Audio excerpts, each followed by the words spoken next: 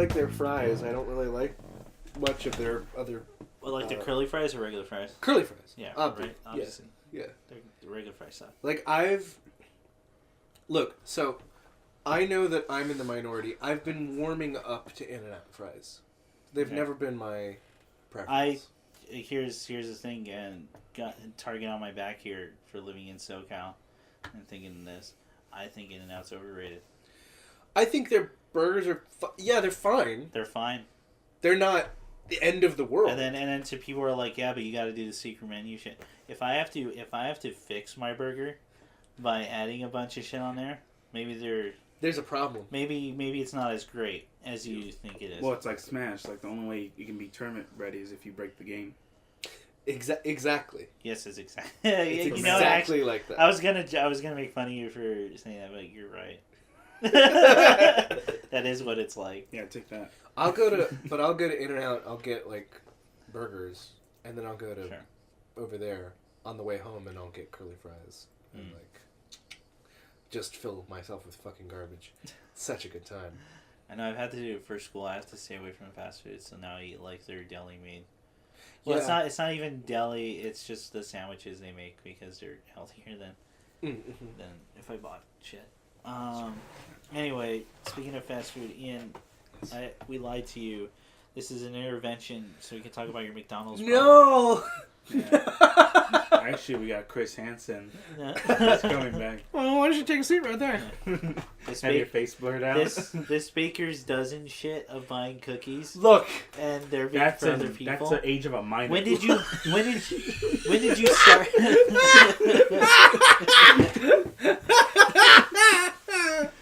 Yeah. What? No. What was your thing? This is look, the moment you start lying to us about the extent is when we knew. Look, listen, we had fun. We joked around because we thought you were aware. But the problem now is not only are you aware, you're embarrassed of it because you know you can't stop. But guys, what's fun? Okay, I'm gonna tell you what's really funny is I have no responses that don't sound desperate. What's your first one, Ian? You guys don't understand. You don't understand. First out, huh? Look, listen. I'm sorry. The Maker's Dozen wasn't just for me. I was sharing it with other people. Oh, damn it. God damn it. Those cookies go to other people.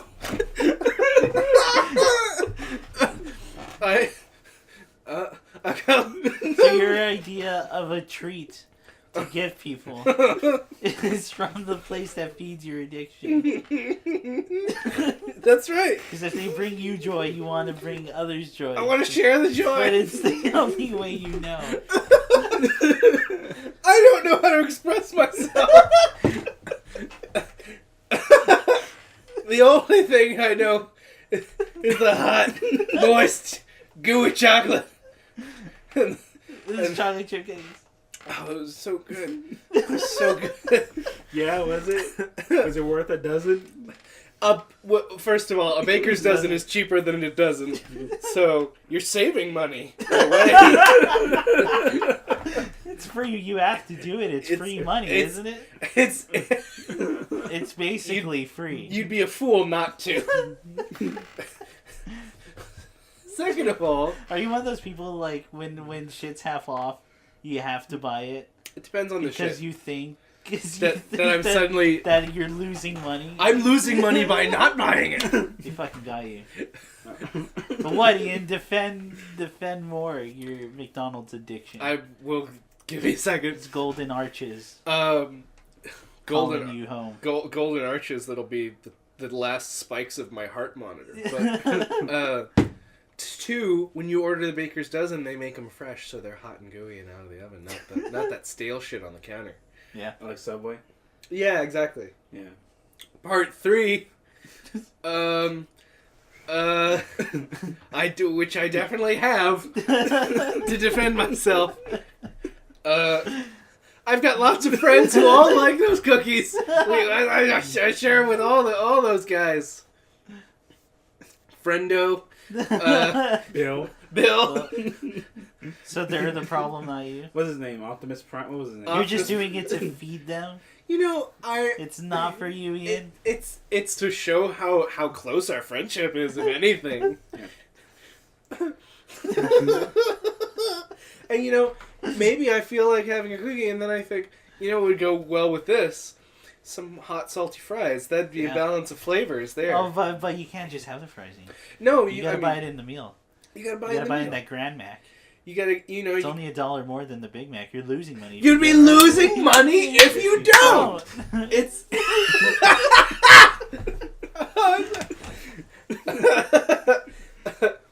Alright, so that kind of messes up my first question. How do you like to save money? How do you get to write your characters that buy dozens of cookies? And have nice feet? Oh my god. Put your feet in cookies. I haven't yet combined those two pleasures, and I feel... Oh god. Oh my god. Oh fuck. See, it started out as a joke. You slowly realized oh god. how real. It started as a joke, but it's becoming real.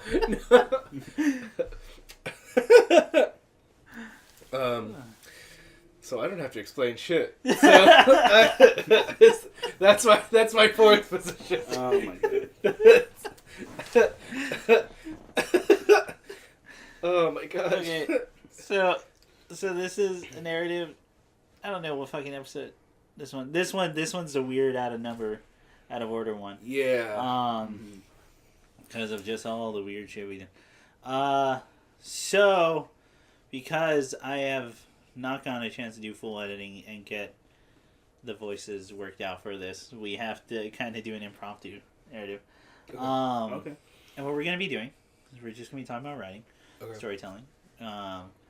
And we each have at least, I don't know, one question that I hope sparks a discussion that we can discuss and talk about shit with each other. Just all that. Who wants to take Who wants to take the... I got one. If you want me to take the lead, unless Nick, you said you got a good first one. Nah, you go. You go. Thanks, Nick. Always having my back.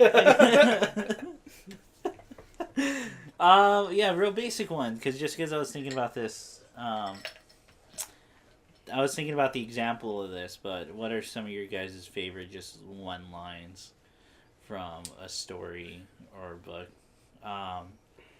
And I can get to mine if you want me to do that while you guys are working on. Sure. And I'll preface this with, and I think context does matter if, like... Oh, yeah. Especially for single lines.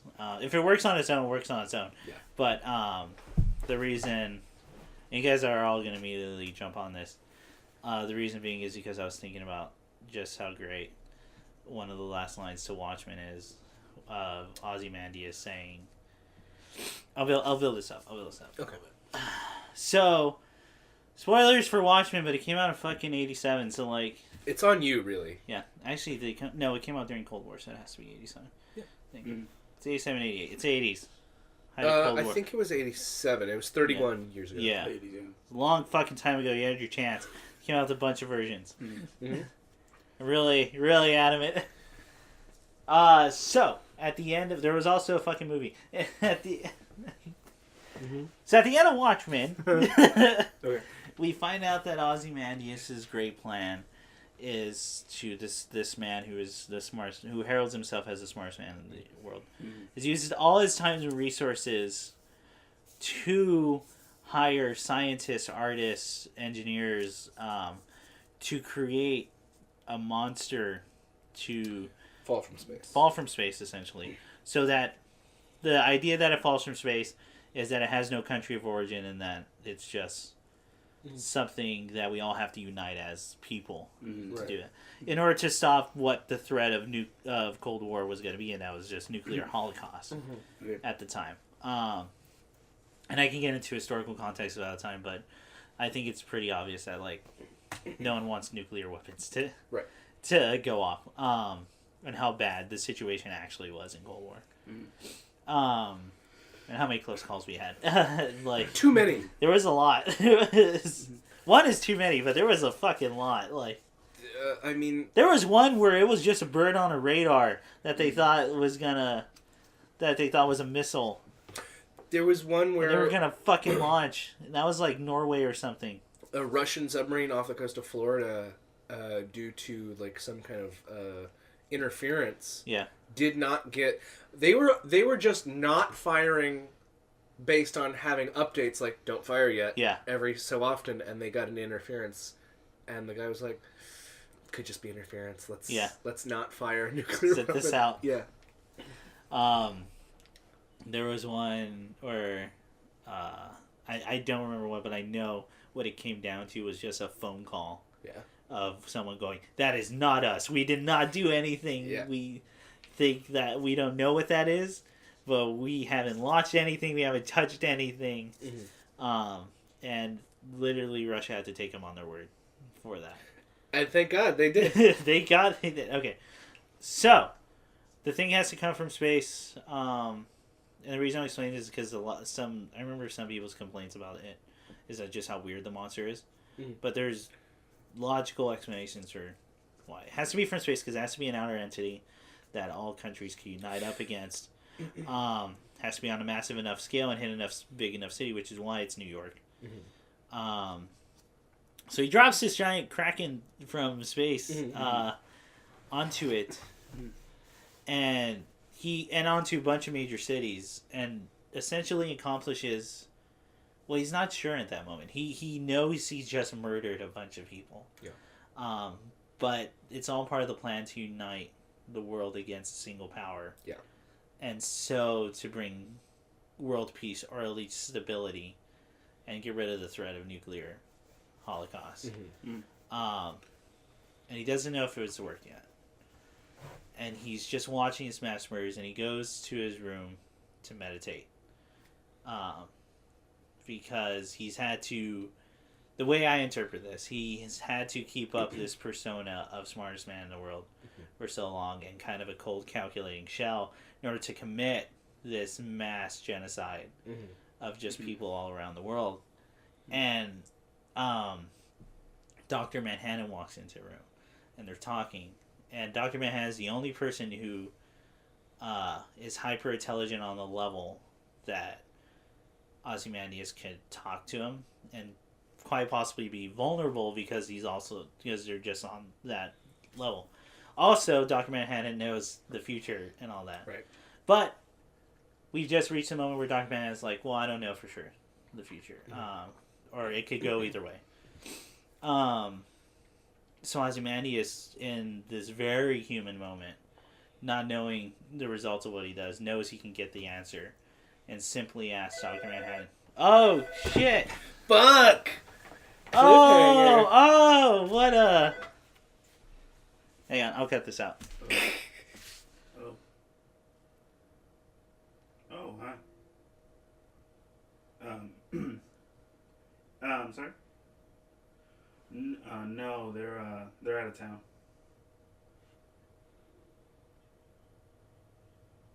Oh, wow, okay. Okay. Oh, no problem. I'll let her know. Bye. Who is it? It was a neighbor. She wanted to talk to mom. Oh no, they're gone. I was about to say tell them to fuck off, but that sounded like a neighbor, not someone. So we're back. Amazing way to cut all the tension. Yep. Oh, that's perfect. I love it. So what's up? So he asked Dr. Manhattan, "Did I do the right thing?" Mm-hmm. And it's the only human moment Ozymandias, I think, has in the entire fucking book. Mm-hmm. But it's so heavy and just gets to the core of that character. Like, really, really exceptionally well. And it's a cheesy line that, like, wouldn't have worked any other way unless it was earned like that. And it's, like, the heaviest and hard-hitting one. and Dr. Manhattan has no answer for him other than you're just gonna have to find out. And like, sucks. Sucks to be you, motherfucker. No, just. But yeah, that line I think about all the time, and just how. Because part of me, I don't know if he planned it to be the end, but I think he just spurred the moment, and that line just happens to work. It's so perfect. Like, I want to make a line that's that heavy or like powerful, but it's a really good line. That's probably one of my favorite, just single lines. Yeah. I can think of. So yeah, anyone else got one? Or? So I have a couple, but there's some stories that I think I was gushing over with you guys, but I really don't want to spoil the context of it. Okay. Because I think it's just freaking. Because the whole point of it is just how much of a surprise it is for certain characters to say these lines. That's why I like. Is one of them Good Night Pum Pum? Is it the uncle? No. Oh damn! It's like one of my favorite lines. But I will say, well, no, since we already talked about it before, I'll do another one. So The Wire. Oh, okay. Oh yeah. All right. No, it legitimately. Have you all seen The Wire? Have you seen The Wire? Yeah, as much as we joke about it, like that's just like amazing. Wire, yeah. Yeah. But legitimately. But yeah, fuck people who keep telling you. Yeah, no, it's bad. But no, legitimately, one of my favorite lines from any story definitely comes from the entire trial of Bird. Have you seen The Wire? Yeah. So do you remember the trial of Bird, and when there's a character named Omar? Yes. Yeah, and character named Omar, who's a hitman, and he basically robs drug dealers. And he goes to trial dressed up just as himself, but with a bright silver tie. So he's just wearing what he normally wears, just with a tie, and he walks in, and he sees the gang member, who is in a suit, and it's clear that this gang member on trial was forced to wear the suit for the trial, or the lawyers convinced him to. So clearly, the gangster is lying to himself. Yeah, he's trying to sell himself as something he isn't. So Omar goes as himself, dressed up as himself, but with a tie, showing that I'm here to show some respect, but I'm here also as myself. Oh, wow. So he uses his truth to tell a lie that Bird was the one with a gun at the scene of the crime. Oh, wow. So essentially, Bird's lawyer, there's a point where he's getting cross-examined, Omar, and he is asked, what do you do for a living? And he says, I rob drug dealers. And he says, and the lawyer says, essentially, you're basically feeding off the crime and poverty of the city. And then Omar says, just like you. He's like, what? He's like, look, I have a shotgun, and you have a briefcase. It's all in the game, though, right? Because y'all are. And the judge, there's a point where the lawyer looks at the judge, and the judge just shrugs. Because nothing else. It's true. Yeah. That they're both, that at the end of the day, they both were benefiting from poverty, and they're both getting their paychecks in cash. Yeah. They're both benefiting from the worst parts of society. Yeah. Oh my god. Oh, I'll get that one. The second one is for me, would be the last line in Your Automata. Yeah, that one is actually like. Yeah. And that's not, and working around that, is going to be really tough without just saying what the whole end sequence is. But you know. Yeah. So I can leave it at that. But there is a certain one in Pun, but I can't spoil it, so all I'll say is that it perfectly encapsulates a person, how this character sees himself. Okay. Is it the uncle? It's not the uncle. Damn it. I really like that fucking line. Okay. I get it. It's not the mom. Damn it. No, it is one of the last lines for a side character. Okay. And it perfectly captures the feeling of I have to get better. I don't know how, but I need to get better. Yeah. Okay. Yeah. Not out of because I know it's right. It's because it captures that feeling. It's not that line exactly, but it captures that. Yeah. Okay. And it's essentially like I want to be better, not because I necessarily have to, because I'm tired of feeling worse. Like, I'm tired of feeling awful. Okay. That's good. My first one is... we can do goofy ones, too. I was gonna say, like, probably not a great tonal fit. I'll do one from John Dies at the end, specifically the movie. Okay. Have you ever wanted to shoot a gun so bad your dick was hard? Is one of my favorite, like, single lines. Mine is from, it's a line I can never get out of my head from the Brothers Karamazov. The Finger of God. The Finger of God. No. In the Brothers Karamazov, you have an entire first chapter that just lays out a family of fuck-ups. Okay. But you have to give an excuse for this father to have money so that when he dies, his brothers, the sons can all fight and fuck up their lives worse. And I have no evidence that it was written as a joke, but I read it as a joke, and it made me laugh like a joke. So, why not?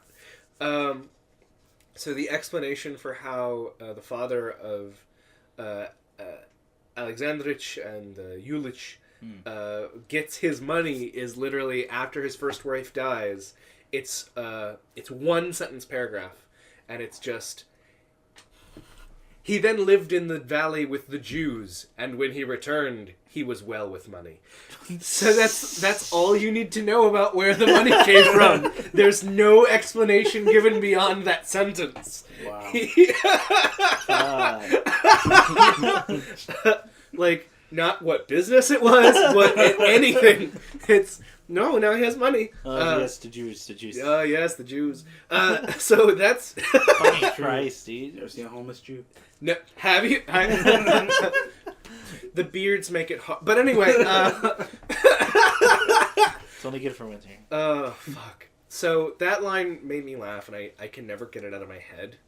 Just because it's... Oh, actually, there's another line from the Brothers Karamazov that is not funny, but it's a good line, which is... it's a misconception about... there's a misconception about malevolence in people, and the line is just... I believe that most people are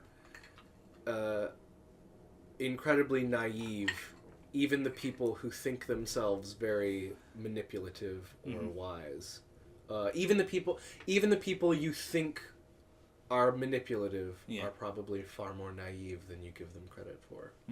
Which I like that line a lot. And then Brothers Karamazov is just this huge... Because it's his last book he ever wrote. Yeah. And it's supposed to be just, here's my philosophy. Yeah.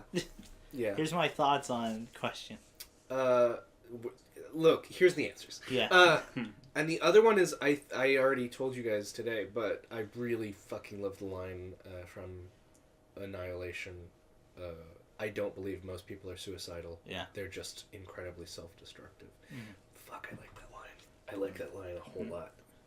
Oh, I like that line a lot. Because there is something I think that's patently true about that. I think that most people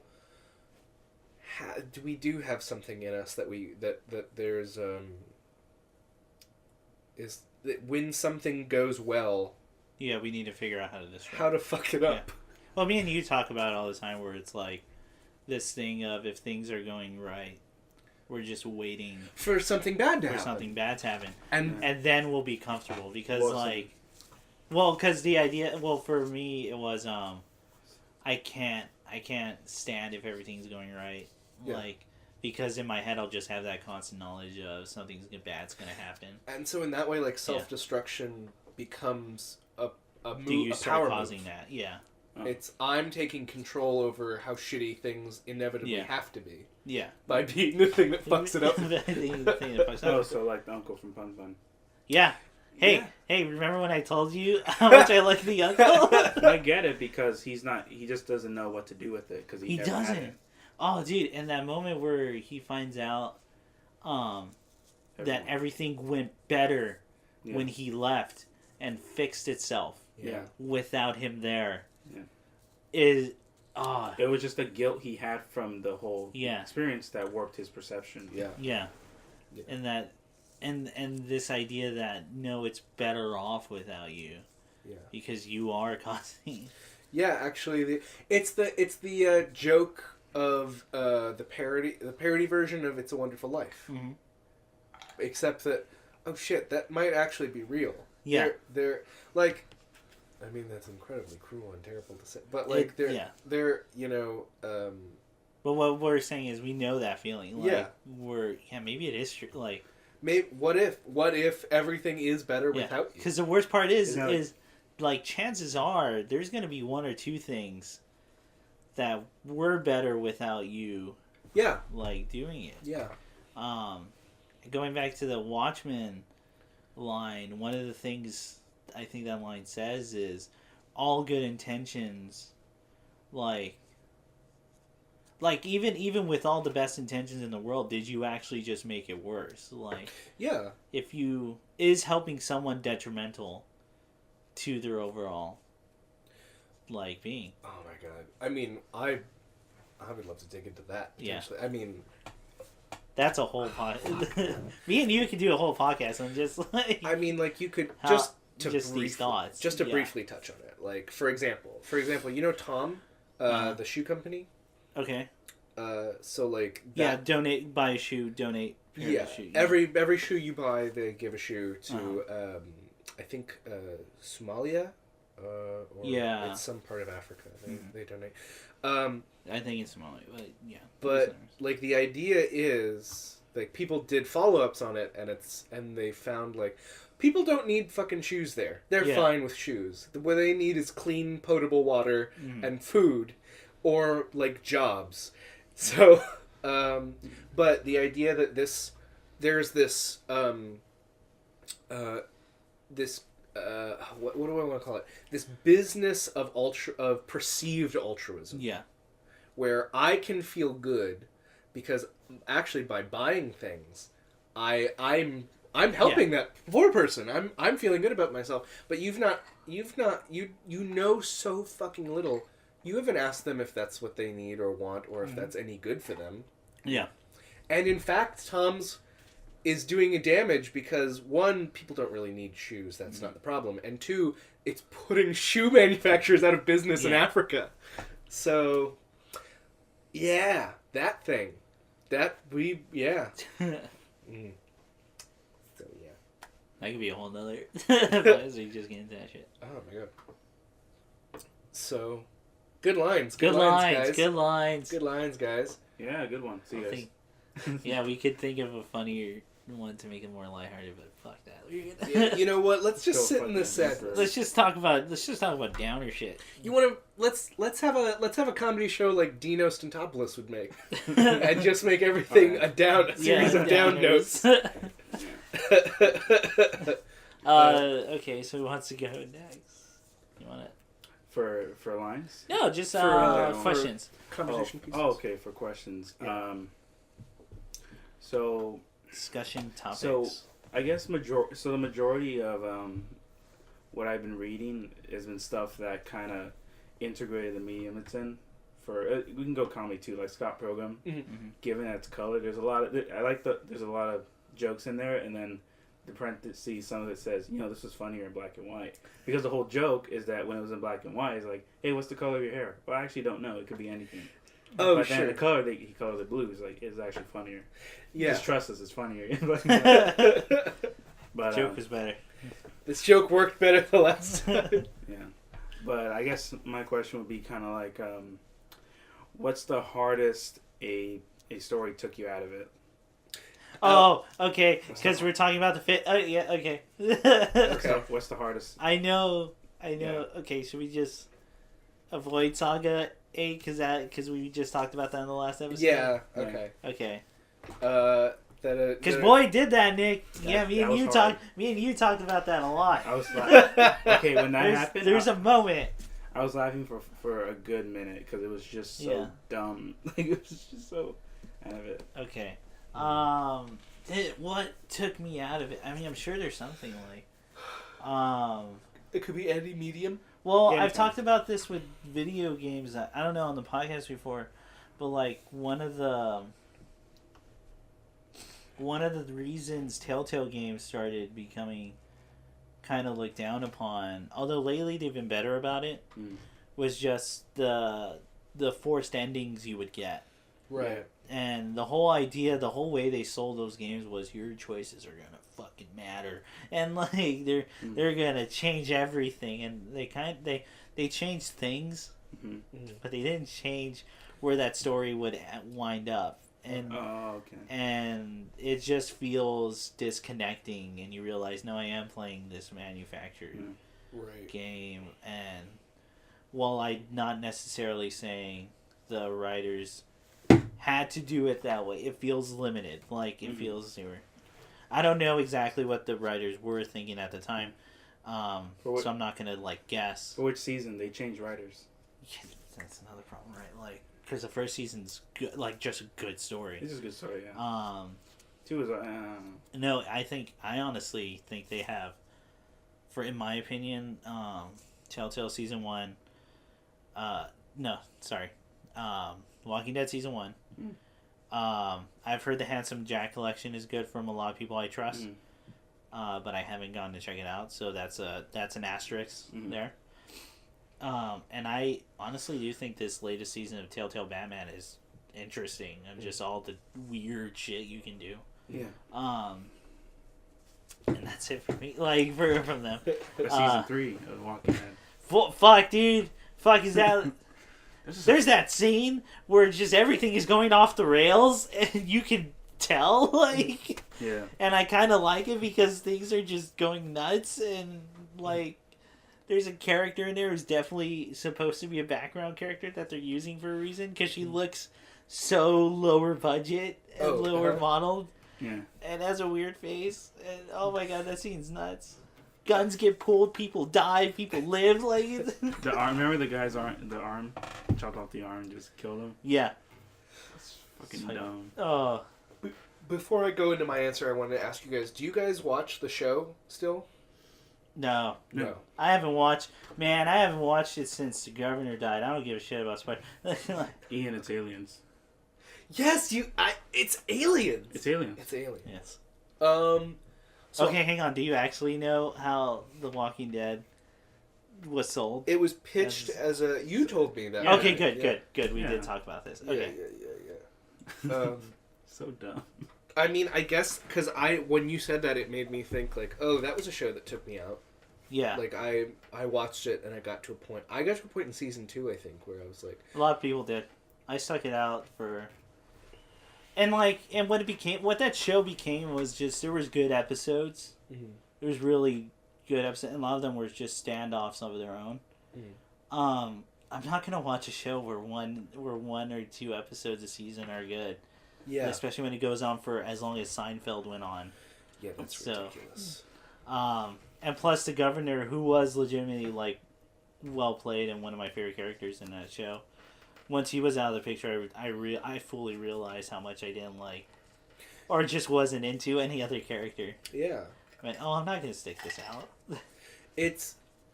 And I mean, like, in theory, having a show where there's constant turnover could be interesting. Mm-hmm.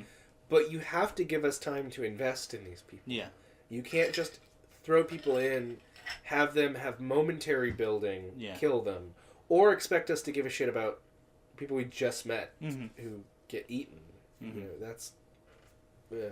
We're horrible people. We don't want to say all human. Right. Yeah. we care about them simply because they're human. Not in a TV show where this is make believe and fiction. Right. I can give Exactly. whatever the fuck I want. Exactly. It's another instance of me being taken out of a movie or a show. I will say, just while I was talking about the games, because being up my own ass here, I wrote a paper on medium, the writing in video games and using that as medium. One of the things that was written was one thing to take the player out of a story, a video game, is if in a cutscene, the character's doing something that there's no way in the game you can do. It's way too cool looking. It's way too, and that will take you. That starts you separating the game from the cutscene. Yes, and that's totally a thing. Anyway, I just wanted to bring that up, because then I could just talk about the intricacies of that. How do you do that? Oh well, because I mean, then they're just it's like making a promise they can never follow through on. Yeah. Yes. 1 and 2. you start. One of the things I argued is you start realizing, because this happens with people, that you're playing a game simply to watch cutscenes. Yeah. And that's your gratification, not because you enjoy the gameplay that's happening. Yeah. That checks out. Yeah. Let's see. Gosh. So, Walking Dead, I got really turned off by, and it took me out of it just because of I felt like it was a cycle. Yeah. And it was, but it wasn't making commentary. But it wasn't a cycle. Yeah, it wasn't a commentary on the cycle, the way Nier does it, or like, the cycle isn't well utilized. It's literally just the writers are looping over and over and over again. Yeah, and that becomes. Well, I don't give a shit about that. Yeah. Fuck. What else? What's a show I quit? It doesn't necessarily have to be something you think is bad. It's just, it could be... It's something that took me out of it, yeah. Took me out of it. Well, I mean, there's a lot of instances in books and literature where, I mean, for other people it's a turn-off, but I sometimes like when you get kind of self-indulgent. And you can kind of just... Here's an example that... Here's the worst version of that example, for some reason, is what comes to my mind is Michael Crichton, who did Jurassic Park. Okay. And he's afraid of science. He wrote a book... Nature finds a way. Nature finds a way. Yeah. Every time someone talks science, there should just be someone who goes, nature finds a way. Yep. Dr. Malcolm. There's he should take a big sip of his coffee. There's a section in the book Next about which is about cloning extinct animals also. Okay. Or for someone who hates science, he loves going into pseudoscience. Fucking loves it. But there's a section in there where he has a whole chapter where he barely changed the name of a guy who doesn't like his books and just called him a rapist. And it has almost nothing to do with the novel. You remember this? I heard something about it. I never read it though. It's like really embarrassing. Yeah. Okay. I thought of a better example, but I'll finish this thought. Okay. It's like a section where it's like a book critic who just doesn't know anything, and then he's like, he was later arrested for being a child rapist. And then it's like, but his dick was too small to hurt the baby, you'll be happy to hear. The fuck? That's literally a section in the book. Wow. The fuck? Yeah, man. Yeah. See, that's the concern. So, Michael Crichton, calm the fuck down, Oh, bro. Jesus Christ. Wow. How mean was that book review? Fucking random. What the... Right? Oh, I'm sorry. I was going to have... That's actually a perfect... No, go ahead. Wait, because I have something, too, that Are does something like that. Are we supposed to be glad the baby didn't feel physical pain? Go ahead. Okay, so... I think I talked about this before. You guys haven't... I don't think you guys have read this. It's a manga as well. It's called Sunken Rock. No. It's basically... I have one for an anime, but good. Yeah, it's basically a mafia, like kind of like a mob type of crime manga. Essentially, it's about a man from Japan who moves to Korea to chase a girl, and then it turns out that the girl now she's part of the police force in Seoul. Okay. South Korea, and then he becomes a mob boss of a bunch of people, and I liked it. There were 2 points I dropped off. Okay. There was one point when I dropped off, and I went a couple months, and I thought, I'm going to read it again. I'm going to see. Maybe I'm just exaggerating. Maybe I'll make it more than what it is. So I go back, then there was another thing that happened, I just dropped it. I'm like, fuck it, this is fucking stupid. Well, what do you remember? What was it? Yeah. So the first one was essentially... Okay, given the context, it kind of builds itself like an action movie. So because of that, there's a point where the bad guys have the girl, and then the hero's got to go save the girl. Right. So then while the bad guys, the henchmen, are like, hey, the protagonist is literally a couple doors down. Right. And then the bad guy who's up to this point is put as super calculated, feels nothing, cold-hearted villain. Yeah. Supposed to have all the answers, solutions to a problem. And then the moment he hears that, he's like, well, I gotta have a little bit of action before he comes. And then he literally switched, like his character just completely flipped. Yeah. Just in that last second.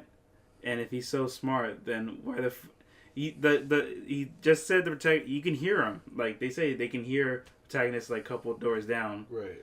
So this is just us getting rid of the discrepancy in like a really lazy way. Yeah. It was just these are how these books play out, people. Yeah. So fucking dumb. I'm not gonna innovate. Yeah. Then there was a point. Okay, there was a point where the hero quits being a mob boss and becomes the roadie to a bunch of idol pop singers. What? Just because fever dreamer. He said, because he just said like, you know what, this is too much for me. I can't handle it. I'm just gonna go back to being a roadie. He goes a fucking roadie, and it turns out, the managers are like forcing you gotta have sex with me for a career, like these girls. What? And then like he's like, oh, that's bad. Like, I'm gonna beat the shit out of him. So he beats the shit out of him, and then the guy's like, okay, I won't do it anymore. Okay, there you go. That's the solution to that problem. And he's just in the background anymore. No punishment at all. End of the year. Oh god. Persona 5 has that super bad. Yeah. I'm sorry. Are you done? Or? That's it. Okay. It's just fucking stupid. I don't know when we did the Persona 5 thing I talked about this.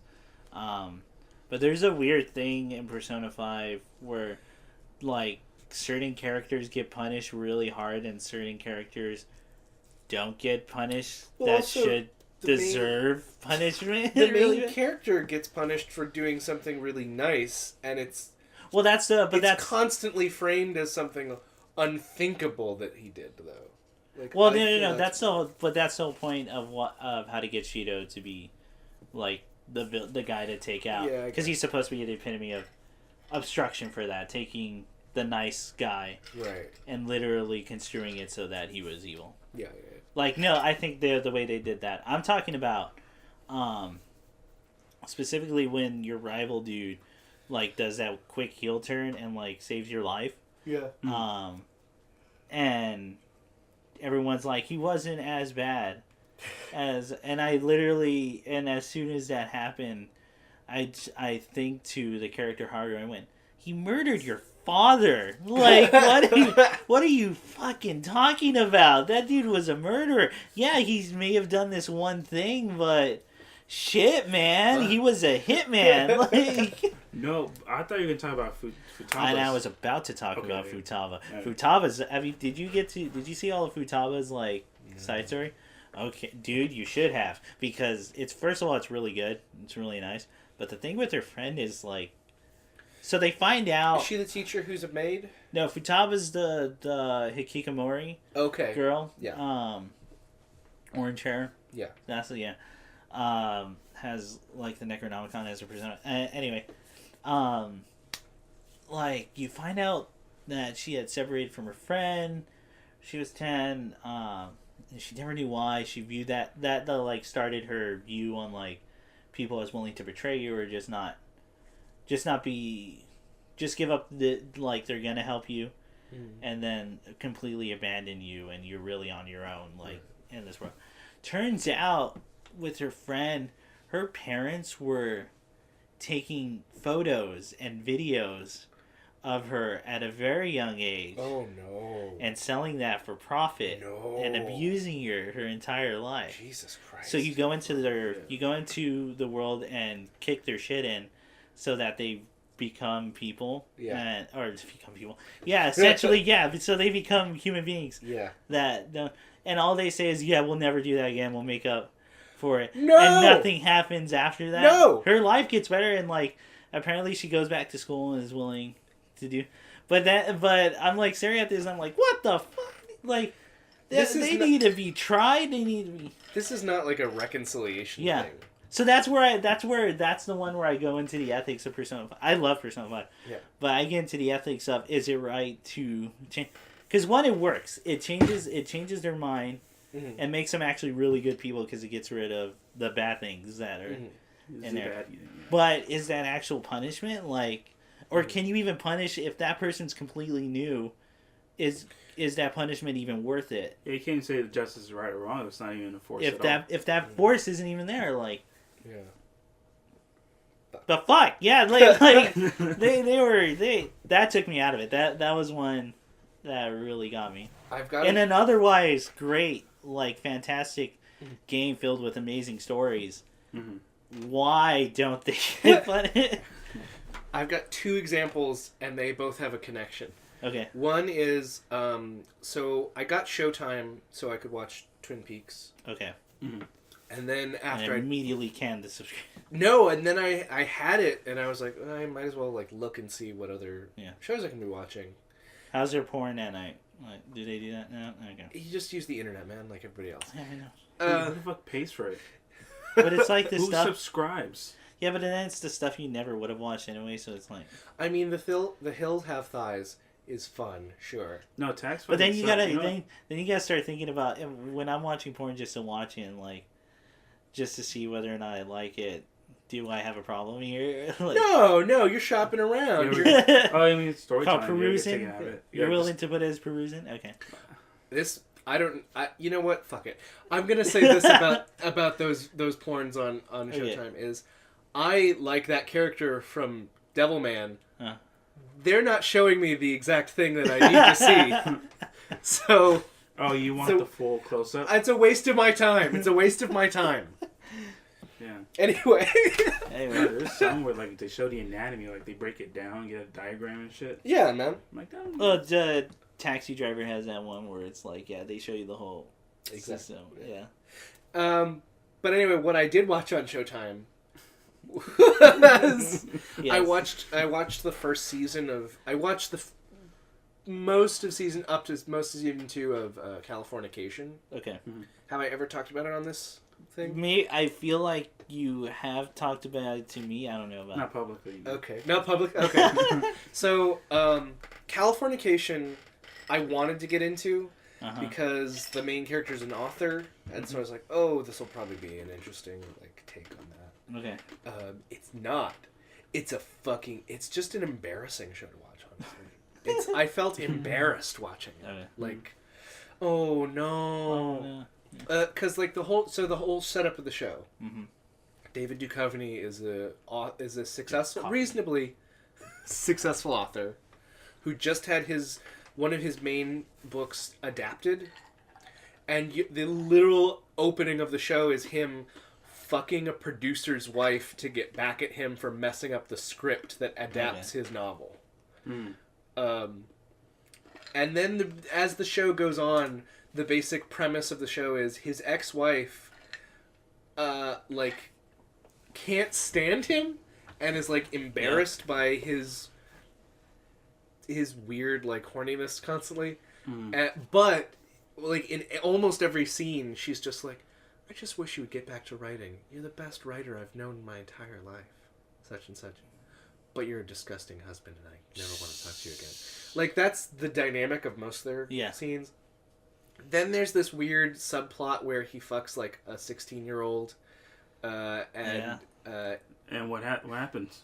She blackmails him into writing fiction for her, because that's what girls do. Yeah, that's what would have happened. Uh-huh. And blackmails him into continuing to have sex with her and write stories that she can put her name on.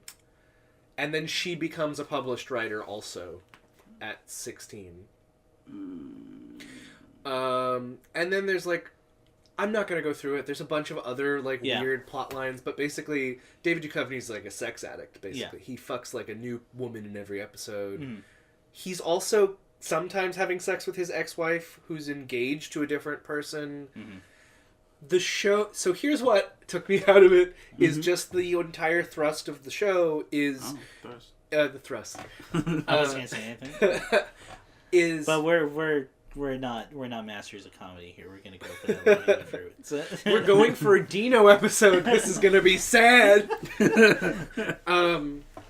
It's the Californication is like Disneyland for adults. Mm-hmm. It's wish fulfillment, but for all the shameful, horrible things that adults would like. Okay. What if my ex-wife still wanted to fuck me and said I was a great writer? But she got it.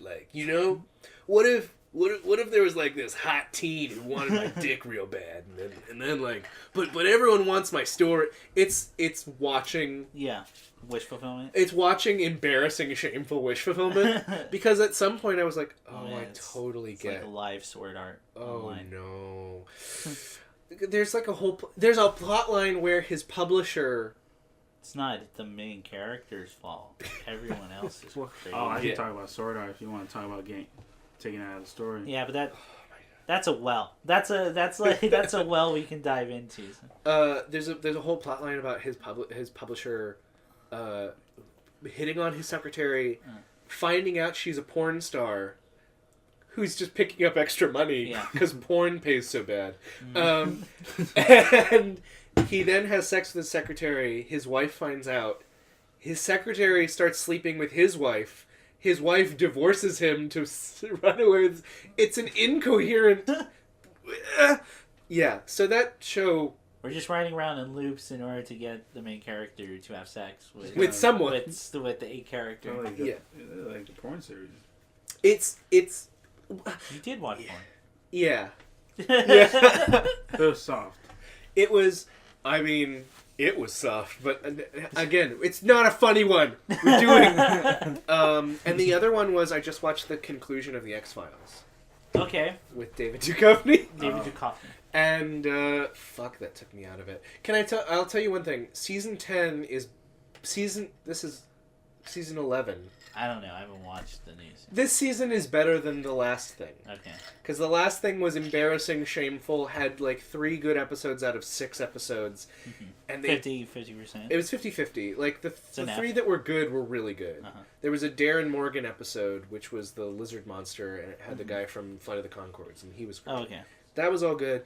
And then they have, like, just shit. Just Chris Carter, the creator of the show, he's a bad writer, man. I'm sorry. He's bad at it. He did 2 shitty, terrible episodes where... So, like, the X-Files had to take a turn. Okay. Because they're set now. Uh-huh. And so Chris Carter was like, oh, well, right-wing conspiracy theories are what's happening, so... Obama really was trying to kill us all. Mm-hmm. Like, there's all these weird, like... and he was an alien, and you know what? Those weird Glenn Beck guys are actually the only ones who get it. Yeah, bring Glenn Beck into this. Oh, man. Well, because what the guy from Community, Joe McHale, is basically playing Glenn Beck in this new series. Okay. Oh, okay. And he's like this hyper-conservative, crazy person, but he's always right about everything. Oh. And it's like, And then there's a whole episode about, like, Muslim terrorists, and it's just like, aren't Muslims scary? And it's like, oh man, you've been sitting on this story for a while. So are they aliens, or what's up? No, just Muslims are scary and they hate us. Jesus Christ. That's basically, and then Mulder has to take acid so that he can mind meld with the half-dead terrorist and find out where he can stop the next bombing. What? Literally... Was this at their X-File base, or was this outside the X-File base? There was a suicide bomber survives his attack on an art gallery, and so Mulder drops acid in the hospital so that he can get into his dreams. Mm-hmm. That's literally the whole episode. Okay. Yeah. This new season's much better than that. But the problem is that it's opened and closed by Chris Carter episodes, and they're just such fucking disappointments. Okay. Do you want to know how it ends? Do you care? Maybe tell me off the podcast. I've never seen X-Files. What's up? I don't want to. Okay, for sure. I don't want to. It's a big letdown. Just because it's so recent. Okay, for sure.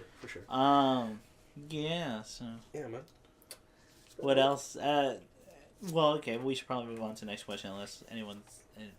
Anything else? Does anyone have anything else? I can talk it. I talk for a living. So okay, so in sword art. No. Should we just move on to the next question? Yeah, let's do that. All right, Ian. What do you guys think about... I've been thinking about adaptation a lot. Mm-hmm. Specifically because of Annihilation. Okay. And how that's an adaptation of essentially like cutting up 3 books. Mm-hmm. What do you think makes an adaptation successful? What's good about adaptation? What should and shouldn't it do? So I've thought about this too because like, there's always that.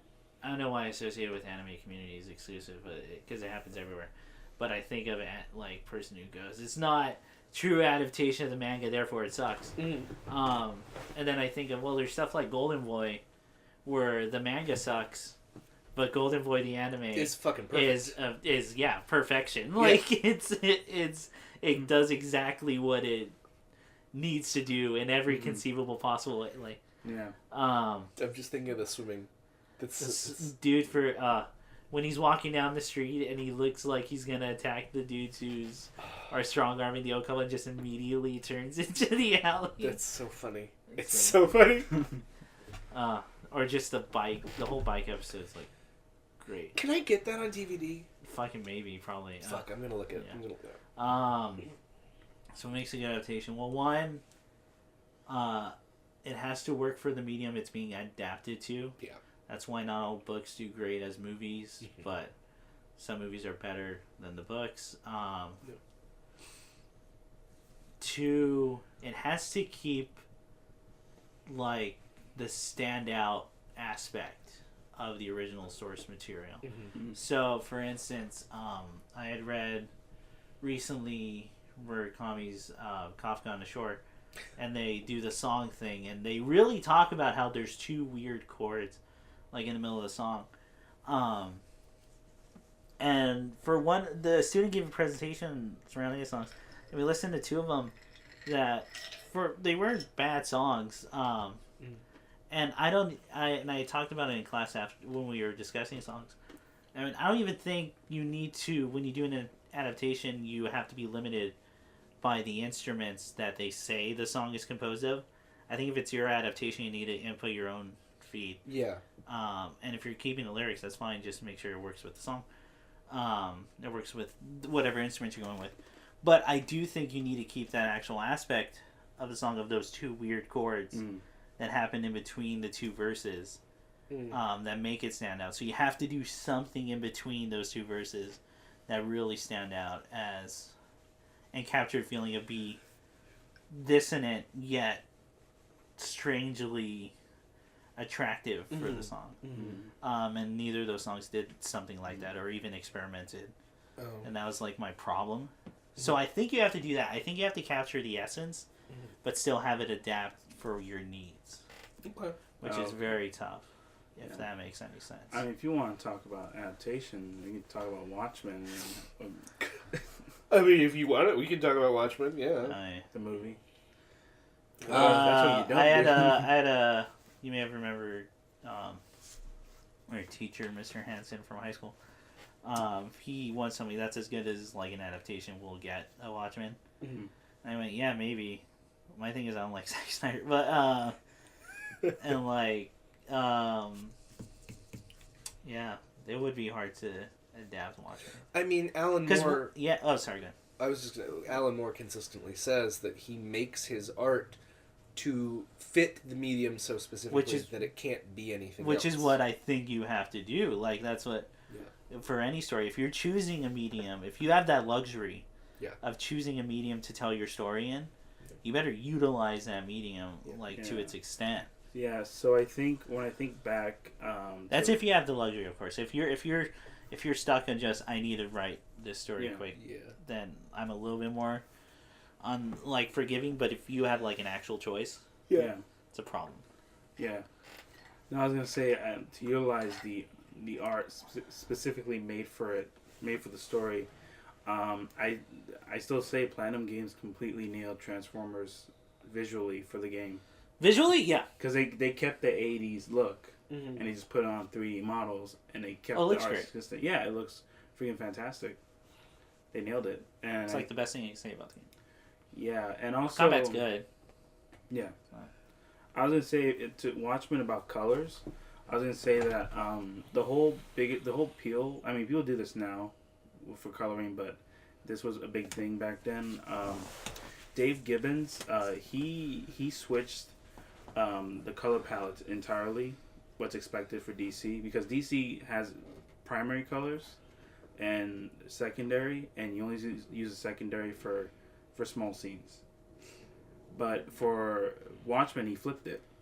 So the only places you see primary colors in panels is only for very strong scenes. So when comedian gets thrown out the window, it's all completely blue. red. Yeah, It's all red, but it's blue in Ozymandias' it's blue. view. Yeah, in his opinion, It's you're right. cyan. Yeah, Because to him, it's not. It's nothing to the bigger picture. yeah. But comedian's serious because he died. It's the most important part. Yeah. Yeah.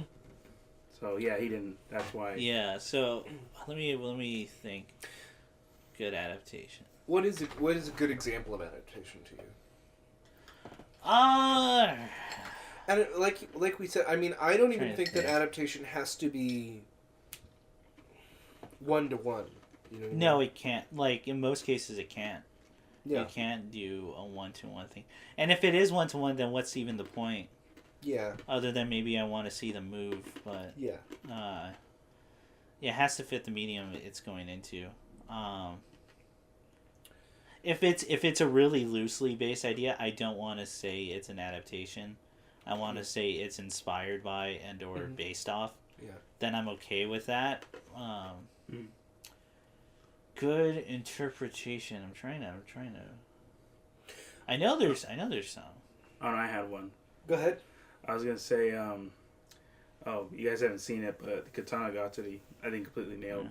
Oh yeah, I already said Golden Boy too. Oh, you go ahead. Yeah, I was gonna say Katana Gatari because it's originally like just it's a novel series, but it was put into an anime, and the 12 episodes and they're hour long, and because of that, it's very dialogue heavy. But I think it's viable. It's the only rare case where it being dialogue heavy made sense for the story, and everything said was viable. And the payoff, especially at the end, is completely worth it, given what's built up to it. And I think it's really good, given that a lot of in-betweens happen within the novel, but what they kept was only the important scenes, and then they brush off the side ones for a joke. Like it was just a punchline. Like there was some where it's like, oh, what about this fight? And it's like, oh, this and this happened. Don't worry about that. Okay. And they replaced that. They trivialized the side plot for a plot that wasn't in the novel originally, just for the anime, and which is honestly my favorite fight, and I think was great in the anime. But that's what I think of when I think of a good adaptation. That it knows what to put in and what to add and what to remove, and then what to properly adapt. Because it's kind of like because its tendency is that it kind of reflects how the creator sees it. Yeah. Because then it's kind of like we get the Berserk 2016 case. Yeah. Yeah, I can definitely tell you bad ones. Berserk 2016 case is what a fan who likes the wrong parts of Berserk think Berserk is. It's someone who only likes the brooding, dark actioniness and none of the actual things that make them characters. Right. And gives weight to the situation. They like some lighter skin. Did you know about that? Because Casca is like really dark skinned in the book. Yeah. And she is like white in the anime. Ugh. Or she might as well be white. Yeah. These goddamn whites. Dude, it sucks. Casca, it was like, bad. it's really bad. It was really bad. In fact, Guts is even supposed to be kind of like dark skin. Yeah, no, everyone's darker, yeah. Because it would match the setting way more. Like, whatever. Well, then I also think about. So here's the thing I've been thinking about. Wait. Can I say a dumb answer? Yeah. Okay. Mortal Kombat the movie is, I think, a great. Cause shut up, that movie's great. One? That movie, yes. Yeah, it's a fun movie. One. That movie's really fun. It's probably still my favorite video game movie. Because I think it captures the dumbness of Mortal Kombat and the fun aspects of Mortal Kombat while still making an entertaining movie. It's not a fantastic film by any means. Nope. I'm not saying that. But in all other cases too, what else are you going to do with the Mortal Kombat storyline other than... Because if you take the Mortal Kombat storyline straight, it's fucking stupid. Like, it's really dumb. It's really... But that's why I think the movie's great, because it takes and makes it kind of fun. Like, does Mortal Kombat, the movie, have Purple Rain? The ninja in purple called Rain? No. No, that's second one. Okay. Yeah. It's Annihilation. Okay. Do you remember when in the show where Jax was a really fat kid in high school and then he lost all the weight? I don't remember. That's his backstory. Remember that time in the Street Fighter cartoon series where they run away from monsters Yeah. that look like dinosaurs Yes. that Bison had? You remember the Warrior King? Yeah, remember Sagat had a shotgun? Yeah. Oh my god. So, alright, so good adaptations. Well, yeah, like when I think about, for example, Starship Troopers, Okay. that's someone who took a book and then completely subverted Yeah. the point of it and changed it entirely. Yeah, I can see that. That one's Yeah. good. That's pretty, I haven't read like, that's the hard part. I'm trying to think of things that I cared enough Sure. to check out both. That's the part I'm having problem with. Oh, the But movie. I believe you, because Starship Troopers movie's great. I was going to say Dread. Okay, Dread's good. How different is Dread the movie from the comics? You know, the comics take place all like everywhere and go into the wasteland. Okay. But Dread is pretty much locked in the building. city. Yeah. Yeah. And no, he's locked in the one building not even in all of Mega City 1, he's locked in just that one building. Oh, I was talking about like the Dread movies with like Stallone. Oh, Stallone? Yeah. Oh, okay. No, I'm gonna stick with Okay, just that one. That adaptation. just a really Okay. good one that I really love. Okay. And that Okay. I think got shafted for a sequel. I'm kind of surprised that it didn't. I think that it was reaching for something bigger. Yeah. Yeah. It's still a great self-contained story, but you have this whole city there. You're like, if you even wanted to, you could just every tower is a different boss. I get like climbs up or something, or even they touch upon the wasteland. What is that even like in the movie's idea? You said that the mega city is Boston, New York, and Philadelphia all in one like closed off area. Is that right? It's kind of like that. Yeah. Yeah. Okay. It's they're huge. They're fucking. I mean, fuck, dude. Why am I having so much trouble with this? Because I want to say there's good ones. I personally had problems with the World War Z movie. As many people did. Yeah, it's a fine movie. I think it's like a 7 out of 10. If I just look at it from movie perspective, it's an entertaining action romp that has some really interesting scenes. Yeah. It's nothing amazing. Okay. Things look cool. But the book, I think it misses the point of the book, which is it has to be just the people's perspective. Reminiscing back on Yeah, this. reminiscing, and you get all walks of life. Yeah. Looking back and what that was like. Mm-hmm. And World War Z as a book is still, in my opinion, the most well thought out and like thoroughly explored way a zombie apocalypse would actually occur, like in our world, or at least the world at the time it was written. I'd be really interested in hearing what you guys think of the remake of American Werewolf in London that's coming out soon. I don't know anything about it. I just know they're remaking it. It's It's being written and directed by Max Landis, Okay. who is John Landis' son. Okay. Who John Landis made the original. Yeah, that's Oh, kind of okay. cool. That's interesting. So, I can't think of a situation where something Yeah. like that's happened before. Yeah. Uh, I don't know. Yeah, no. I really like the Scott Pilgrim movie, but I haven't read the. What do you think, Nick? Scott Pilgrim as an adaptation? As an adaptation, wow, there's a lot of in between stuff. it in the strips comics. down a lot of the Well, it's stuff. one movie, and there's 6 of them. Yeah, but I think he did a good job. I will say, it's interesting seeing a lot of the lines from there are known for one character coming out of one character from the comics, but they're known. Like if you just see the movie, you know Scott saying, "Oh, I'm in Lesbians with you." Yeah. Yeah. Even though that's not in the comic, but it's just touched upon in the comic. No, it's just touched upon in the comic of what L for lesbians.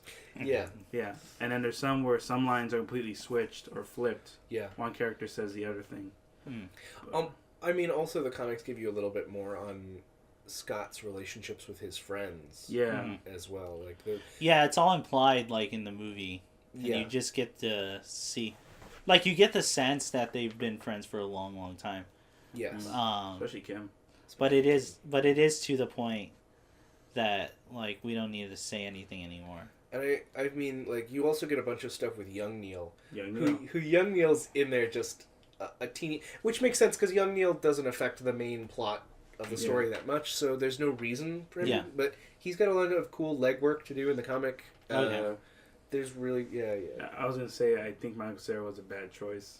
Really? Well, for the movie it was, but like, if you want to talk about Scott Pilgrim's character in the comic book, it's like opposite. Who do you think would be a good Scott? Who If you were keeping That's more tough. true. Probably, I don't know, Neil? Because I know Scott Pilgrim in the book is supposed to be way more of a shitty person. No, he's an asshole. Yeah, he's a piece of shit. Yeah, like He's just a- wholesome piece of shit. He's not awkward. Well, Michael Cera, you still have to love him. Like for the movie, I think he works just because you have to cheer him on. And like, Well, I mean, also... Oh, this is a troubling theme through a lot of things I've talked about today. But Scott in the book is an adult dating a high school girl. yeah, Like, he's not supposed to be someone you like. Like, he's a real douche. mm-hmm. Yeah.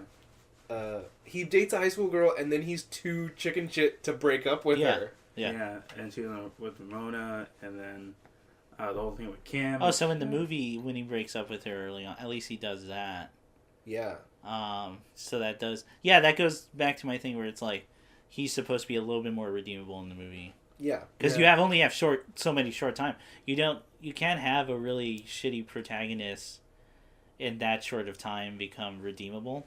Yeah. Because then you might end up with the problem of oh fuck third act. Yeah. Oh fuck Yeah. oh all this we have to do. We have to do all this. Waz book, you can start off with really horrible people and slowly Get them there. Yeah. and you can know where they're coming from. They don't necessarily have to be fully redeemed, Yeah. but you know they're making progress on like. Yeah. And you can do that because that's slower.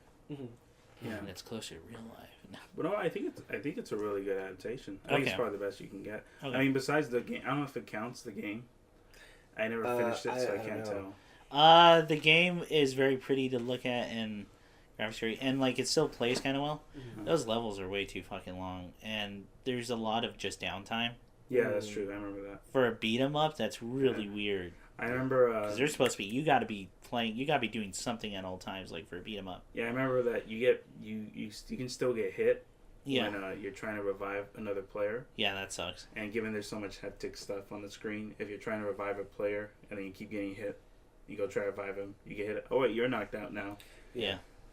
It's such a small thing, and it can just ruin the experience. But yeah, I think overall it's a good adaptation. Mm-hmm. Good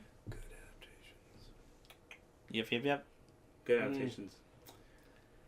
Well, It's tough that business. because we can. Yeah. Because I think we How spent. long is this been going? Oh, we did actually longer than I thought. Oh, cool. Any other questions? Anyone want to take a stab in the dark? Oh, I did have one other question that was Okay. kind of related to that for you guys.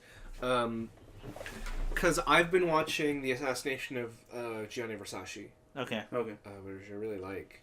And I think I said last time that Ryan Murphy should just not be allowed to write original material anymore. Yeah. He should just... But, when you guys think about, be it whatever it is, stuff based on real events, how much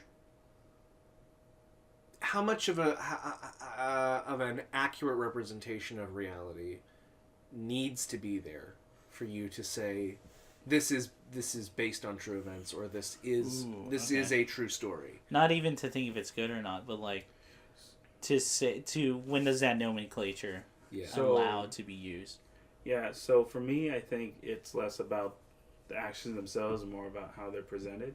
Okay. So I think there's more. I mean, for movies, you can work more visually. Yeah.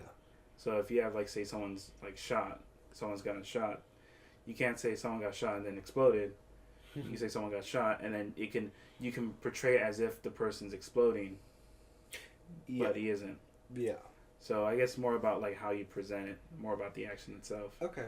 At least for me, I think that's where it should be exaggerated. But anything beyond that, I feel can take a person out of it. If the movie's trying to sell itself as realistic, Right. Like if that person's a piece of shit in real life, he should probably be portrayed As a piece of shit. as being shit, and then it's just what you choose to portray. It was kind of my problem with Straight Outta Compton. That's true. Is that we forgot all about that time Dr. Dre pushed down the pregnant woman down the stairs. Time Ice Cube said the bitch deserved it on court. Suge Knight isn't murdering people in the movie. They threw another member under the bus completely. Yeah. And they're supposed to be a hero. I don't Yeah. I can't. It's hard to tell. Did you guys watch A Stupid and Futile Act? We mentioned it. No. So it's a Netflix original with Will Forte, and it's about the creation of the National Lampoon magazine. Okay, that's cool. Yeah. It's an interesting story, and it's got funny lines in it. But I don't know. I think that the movie pulls off something that is very rare and hard, which is that guy was kind of a dick. And you still wanted to see his journey, but I don't think that it ever excused how shitty he treated people. Yeah. You know what I mean? Yeah. But I mean, I understand that's a really hard line to walk. Yeah. To say like, oh, he went to rehab and then bribed Chevy Chase to bring him coke in rehab. Yeah. Or shit like that, you know? Yeah. I don't know when. That's like, I think you're right, Nick. You have to capture the portrayal is everything. Yeah. Even if the information's skewed, as long as you think of them like that. I was gonna say I thought of another example. Yeah. To stick with this, there's a case. Oh my god, I forgot the freaking movie. I forgot the name of the movie, but essentially it's a movie where there's a child from Russia who wants to join World War II. He wants to become a soldier. Okay. So there's a point where he wants to be a soldier like all the other people in his village because he thinks that's what will make him a man. So there's a point where there's an unidentified bomb. I believe it was a landmine, and then it explodes, and he loses his hearing. And the whole movie is seeing everyone. He's completely deaf now. It's how he sees everyone. Oh. And there's a lot of exaggeration in how they're kind of portrayed. Like you hear sirens when someone's talking, or you hear explosions when someone's like getting hit. And it's kind of like seeing just this child who wants to be a soldier, seeing the Reich go through Russia. Wow. That's I wish you would remember the name of it. That sounds really interesting. Thanks a lot, man. I can look it up right now. Hang on. I want to watch that movie, but I can't now. I remember it being really good. And then there's also like, for example, a classic. Aaron Brockovich does not accurately represent Aaron Brockovich as a person. Yeah. I mean, unless you're just interested in a single mother being a lawyer, but also she super shortchanged all those people with the cancer. Yeah. So That's true. Things of that nature. I think you were the one who said biopics should always end with "and then they died." if they're gonna be accurate. I hope I said that because that's a really good line. And then Captain Phillips got home to America, and he died. Yeah. There should be nothing else. There should be nothing implied after his life. Nope. I feel at the end of the movie is what? After Sully landed that plane, he became a national hero. And then he died. He's still alive now. Well, at some point in the future, he will have died. He will have died. Unless he's the first fucking Islander, that movie's accurate. And you and me, we talked about a movie with, I think it was you and me, talked about Sam Rockwell was in a movie where he was accused of murder that he didn't commit. Do you remember this? No, I'm sorry. I was going to say Come and See. That's the name of the movie. Come and See. Come and See. Yeah. There was a movie about Sam Rockwell where he was accused of murder. Mm-hmm. He's put in jail for over 20 years. Mm-hmm. And his sister gets a law degree just to prove that her brother is innocent. Okay. Incidentally, she also helps other people. Yeah. Because it's not like I'm just a lawyer for one person. But anyway, Yeah. so she proves he's innocent. Mm-hmm. He gets out of jail. And the movie originally ended with your suggestion, which is accurate, which is about 3 months after Sam Rockwell's character is released from prison, he tried to do a breaking and entering, and he was shot in the face by the police and died. So he literally was in prison almost his whole life, got out, and then was shot to death almost immediately. But then when they did a test audience, the test audience was bummed about that. And so they cut the movie off with him getting out of prison and then just leaving with his sister. Yeah, I remember that. You remember this movie? Yeah, they like cut off. They show like the original where it's like shows the text. Did they put the text up at least? I believe the original was like they show the text, right? Like what happened after. Yeah. Because they had actually filmed it at some point, but then they just cut it down to he died. He died. Yeah. And then he died. And then he died! You know what? I feel like that's a good button. That's a good way to end it. That's a hot button. And then they died. And then they died. And then they died. That's how this podcast is gonna end.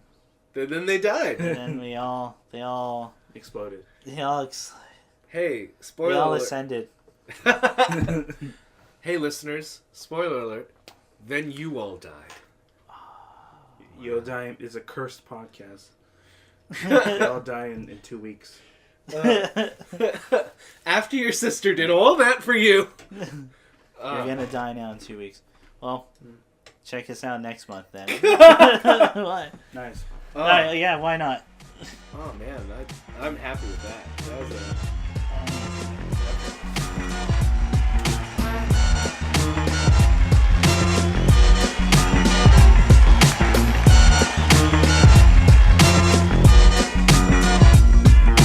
24-hour party people. Don't sleep, don't drink, don't eat like we do. I'll leave you be if you leave me be too. But I can't see you when you need to.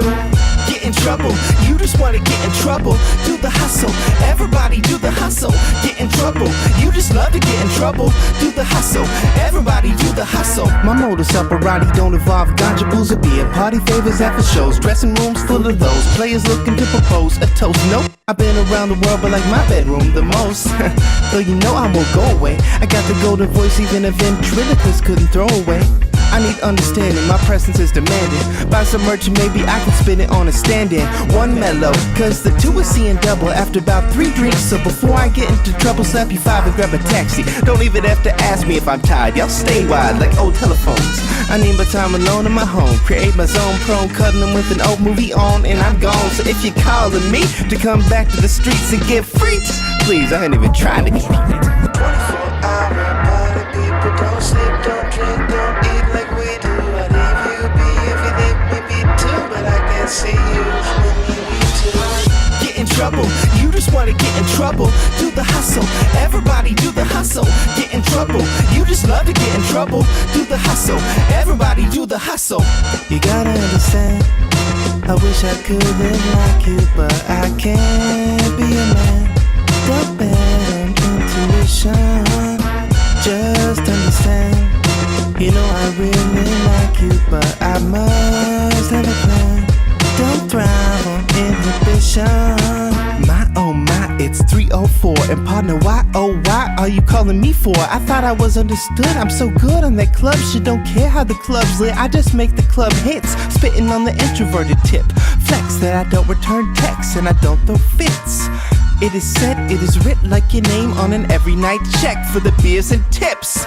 My tips are reaching out, I want my own apartment. My life is halfway over, and it ain't even started. My new rap name is Young Tragedy. This ain't the way it had to be, I'm plotting on a magic seed. Please intercede if you see people stopping me, asking how do I make this sound, or giving me demo CDs, trying to get me to smoke weed and watch their TVs. Can we have all interactions through email, please? 24-hour party people.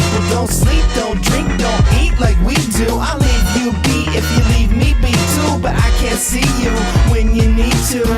Get in trouble, you just wanna get in trouble. Do the hustle, everybody do the hustle.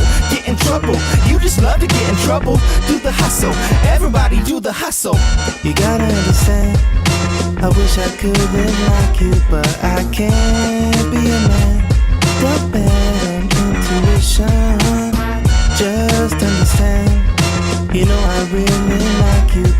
I must have a plan. Don't thrive on inhibition. Party people wanna dance with me, like they know there's no